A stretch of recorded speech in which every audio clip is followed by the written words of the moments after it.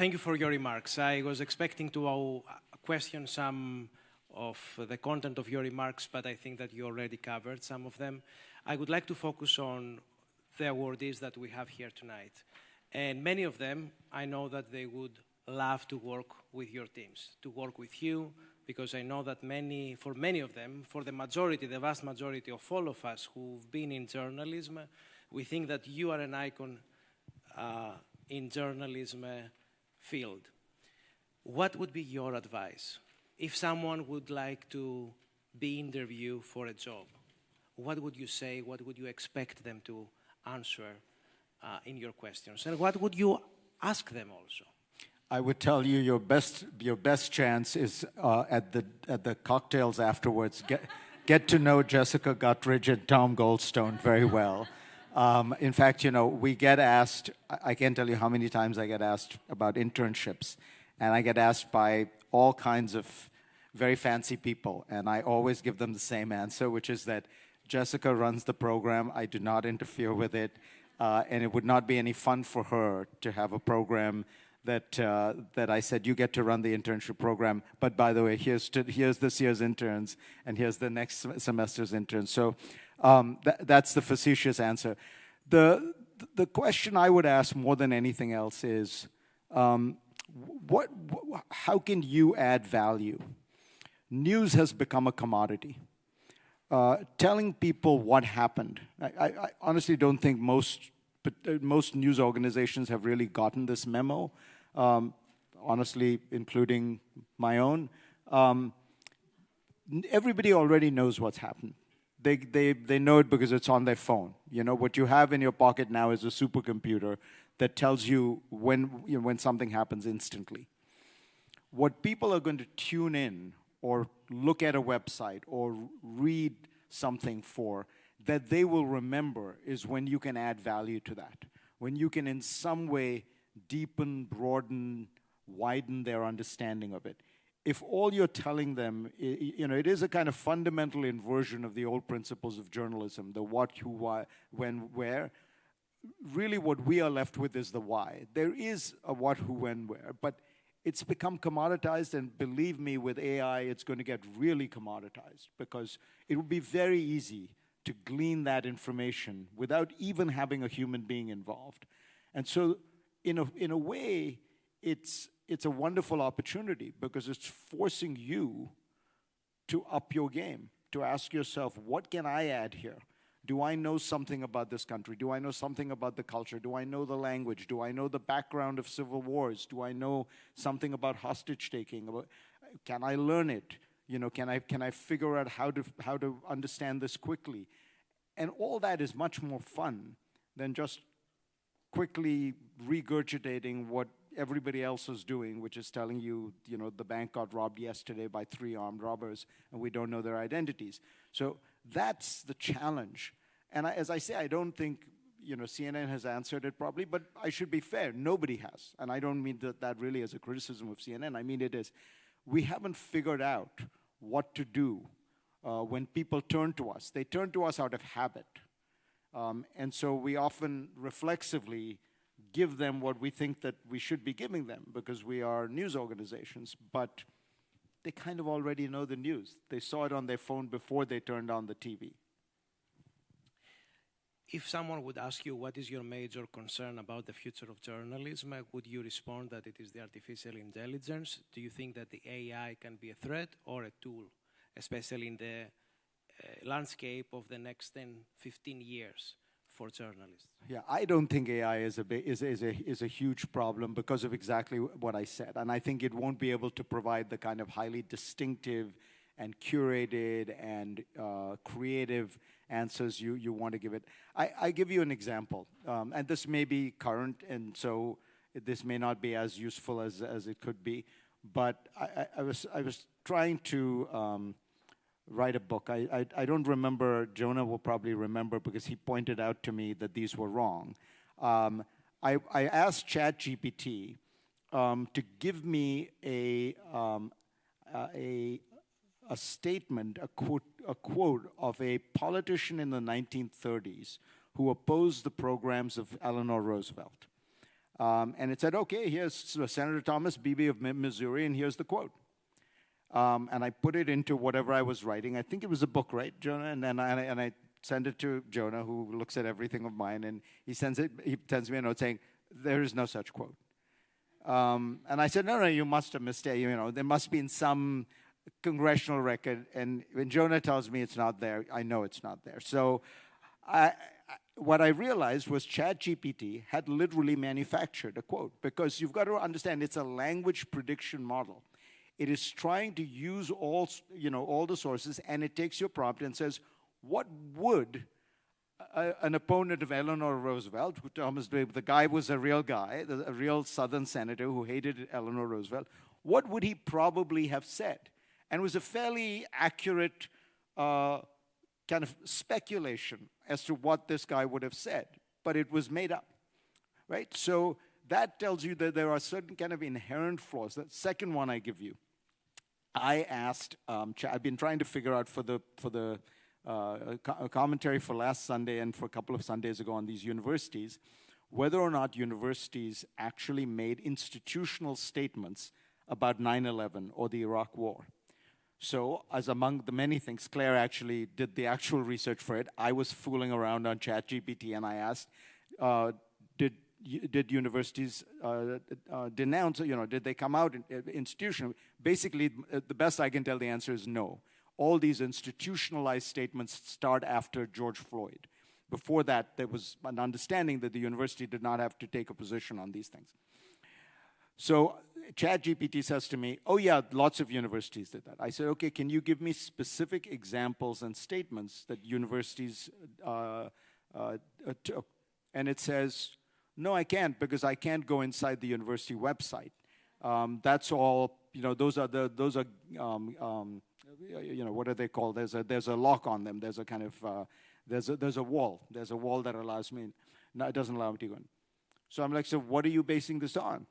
So it's sort of a generalized, So then I tried to do a third thing, which is to ask it about a book I've been reading. And I asked, tell me about the book. And it gives me a pretty generic 10th grade summary of the book, 4 paragraphs. And I say, no.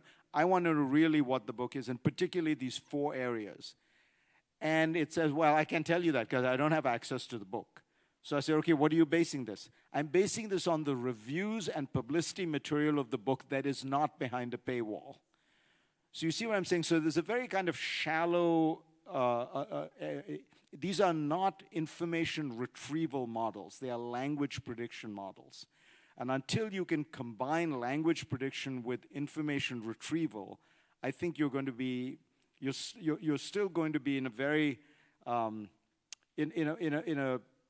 a situation where what's coming out is suboptimal. There are some things it does very well, where the information is all public, and it's a bit of a game. So you say, write a poem for me in the style of Edgar Allan Poe's Raven, and have it be about, my staff at GPS, and here are their names, and here are their characteristics. It does that brilliantly, right?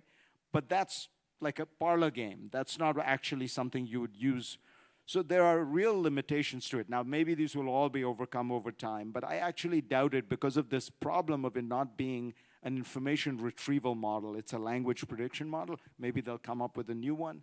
So no, I actually think, if I can go on for a second, the real challenge to journalism today is this populist revolt against journalism.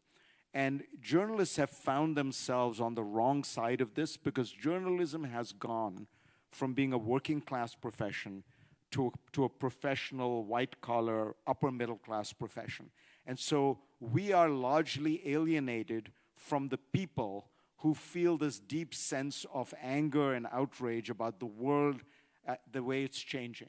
If you think about all these people who are voting for populists all over the world, generally speaking, they are more rural, they are less educated, they tend to be more traditional, more religious everywhere.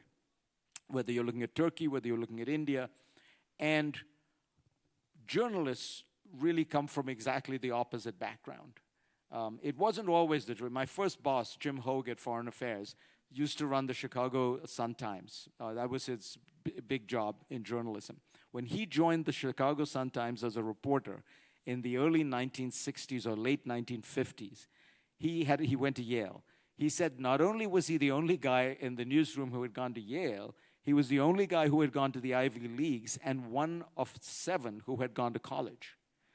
Journalism in those days was a working class profession, you know, and if you ever have any doubts, if you ever gone out with real old style journalists, the way they could drink was a sign of a very different kind of like ethos of the way they enjoyed life. That transformation has left journalists in a kind of an odd position where they are seen as part of the kind of problem, you know, and whether it's Trump, whether it's Bolsonaro, whether it's Modi, whether it's Duterte, whether it's Erdogan, they can turn the cameras on the journalists and say, you're part of the problem. And that is something journalism hasn't figured out what to do about. I mean, I think we need to get much deeper into these communities and report much better on them, because the reality is we don't come from those worlds. And that's a lot of people and a lot of anger in the world right now. You mentioned before, and I think I've heard it in one of your recent commentaries, that the public universities, the universities and private universities in America were pushed to have a position about, for example, what happened in the Middle East, and your position was that this opened the Pandora's box. If we bring this argument to journalism, do you think that journalists have been pushed to take positions in general, in several crises, in several events that are affecting the public? And do you think that taking a position as a journalist sacrifices the objectivity that the journalists need to have? Do you think that positioning yourself as a journalist is a must or can be a sacrifice of your objectivity? I think there are many kinds of journalism, and I think that it would be a mistake to hold, you know, objectivity as some kind of holy grail that is the only way that one can be a journalist. So, for example, in Europe, the long tradition of journalism has always been much more spirited, partisan, and polemical. So, if you live in a European city, you know, and you got Figaro and your neighbor got, you know, a Libération, you knew you were getting 2 very different kinds of news, you know? I mean, that was understood. If you got The Guardian in London and somebody else got the Daily Telegraph, you knew. Now, there would be a hope that good journalism wouldn't be factually inaccurate, but the stories they picked, the emphasis they gave, would be colored by the political lens you were looking at it through. I think that the challenge for journalism is, you know, is always, don't say anything that's outright false. Don't place yourself in a position where you are ever essentially constructing a kind of polemical argument rather than one that's analytic and intellectual. Don't, you know, ignore facts that don't make your case. But I think it's always been true that journalism has had an element of opinion and analysis in it. Now, it is true that the greatest reporters have often been the ones who can go somewhere and just point to a certain kind of truth that is so compelling that it almost everyone on all sides sees the value in that. And I think there are people like that. Some of the best New York Times reporters and New Yorker reporters have that ability. You know, a Sebastian Thrun or somebody like that. Sebastian, I'm thinking about the guy who wrote the book about. Sebastian was a Junger. You know, people like that. They have that force, and they're often very non-political because they're looking at something at a kind of human dimension. And there's a real power to that. But the greatest journalists, you know, George Orwell was often very polemical. I mean, he was reporting on one side of the Spanish Civil War, but he comes back disenchanted with his side. And so there's a kind of truth to that. I think that's very different from universities, you know, because universities are really meant to be places that are hothouses where everybody else can take lots of positions and should take them freely and fearlessly. And it just becomes hard for people to be able to have free exchanges of information if the university itself is putting its thumb on one side of the scale, right? Saying, you can all have whatever opinions you think, but by the way, we think that virtue and good is on this side of the earth. That makes it very hard to allow people to have real spirited exchange. And before we conclude, and we thank you very much for your presence here, I would like to ask you a personal question of what would be the most crucial moment of your career that you think affected who you are right now, affected your future, your present, and your success? Oh, gosh. I just thought about that. I would like to ask you many years ago, so now I have the opportunity, so I don't want to miss it. I mean, in general, you learn more from failure than success because that's a time at which you're vulnerable. And there was a point at which I was accused of plagiarism, and that probably forced me to kind of, you know, look within myself and be vulnerable and recognize that, you know, things may go in a very different way than I had thought my life would go.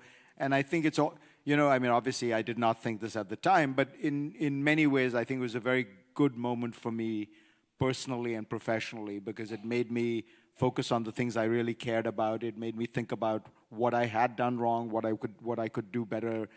But I think probably in the sense you mean it, it was probably the moment, I can tell you exactly, I was getting a PhD at Harvard and I was going to become a professor. And my professor, my advisor, Sam Huntington, had offered me a job at Harvard. He said, you know, I will construct a job for you, which you'll partly help me run my center and partly teach.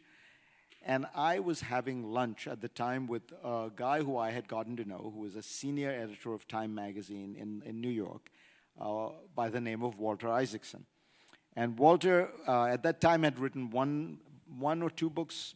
He had written The Wise Men, and he had written one more, I think. And he says to me, there's this great job for you, Fareed, that you should think about. The managing editorship of Foreign Affairs is opened up for you, and you should think about it. You're a little young for it. I was 27 at the time, but you know, I think you could make a plausible case for yourself. And I remember telling him, "No thanks, Walter. I'm really happy to tell you." Sam Huntington has offered me a job at Harvard as an assistant professor. And he looked at me and he said, "I'm talking about the managing editor of Foreign Affairs." And I said to him, "And Walter, I'm talking about an assistant professor at Harvard University." And I realized, you know, you get socialized in life. I was on this train called graduate school, and you're going along, and you think that the point of going to graduate school is to become a professor. And if you're lucky and you know, reasonably talented, the ultimate point would be to be a professor at a place like Harvard, right? So I had completely absorbed that idea. And then I went back home and I thought to myself, you know, when I started grad school, I actually didn't want to become an academic. The reason I got a PhD was I knew I wanted to stay in America. Every foreigner in this room will understand this. I wanted to stay in America, and the longest student visa you can get is for a PhD program.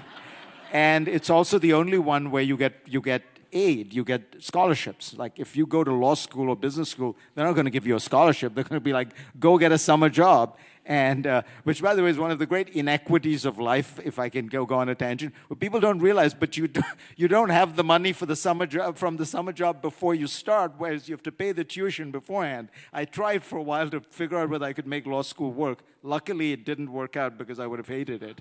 But I go back and I think to myself, I didn't want to be a professor. I wasn't sort of sure what I wanted to do. And if I look back on my life, you know, I started a magazine when I was in high school. When I was at Yale, I was the editor of a political magazine called the Yale Political Monthly, and I wrote it occasionally for the Daily News. When I was in grad school, I'd worked in summer for the Wall Street Journal. I had worked for Harper's. I'd worked for the New Republic. Like literally every job I'd ever had was a journalism job. And I remember thinking to myself about this phrase that economists use called revealed preferences, meaning don't listen to what you say, watch what you do in life. And ask yourself, in your doing, are you revealing something very important about yourself? And in that moment, I realized you know, I want to be a journalist. I had never thought to myself that I wanted to be a journalist, but I realized, like my whole life, I had been in my actions saying that I wanted to be a journalist. So I threw my hat into the ring, and then I discovered that it was like a very long shot, because I was 27 at the time, and every other person being considered was 45 plus. And I had to, I had to convince the editor in chief somehow that I was somebody to take seriously. So I told him, well, the big thing that's different about me is Foreign Affairs is really a terrible magazine right now, and I will help you make it really good, which I thought was like a Hail Mary pass. And he said to me, well, what do you mean? I said, well, why don't I just, instead of telling you, why don't I take the last issue and re-edit the entire magazine and show you what I mean. I'll take every 8,000-word article and make it 5,000 words. I'll kill the ones that are crap, and I'll give you memos on who should have written the article on the same subject. And he was like, okay. Really stupid idea, because it took me way longer than I thought. I think I spent, 3 weeks pulling all-nighters, and sent it to him finally at FedEx. I remember this vividly. And I sent it to him, and he gets it, and he calls me up that afternoon, and he said, I just went through the entire thing. You have the job. So sometimes you get lucky.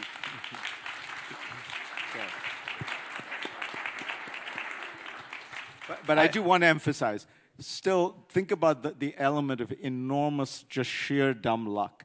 I happened to be having lunch with Walter Isaacson. It came up in his mind. He happened to know this guy. I mean, if I had not been in New York that week, I would not have. I just think about that when you think about like really pivotal.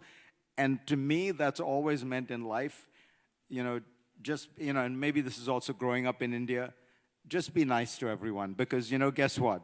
The guy who's driving the cab, if he had 2 lucky breaks, he might be in a very different place, and so would you.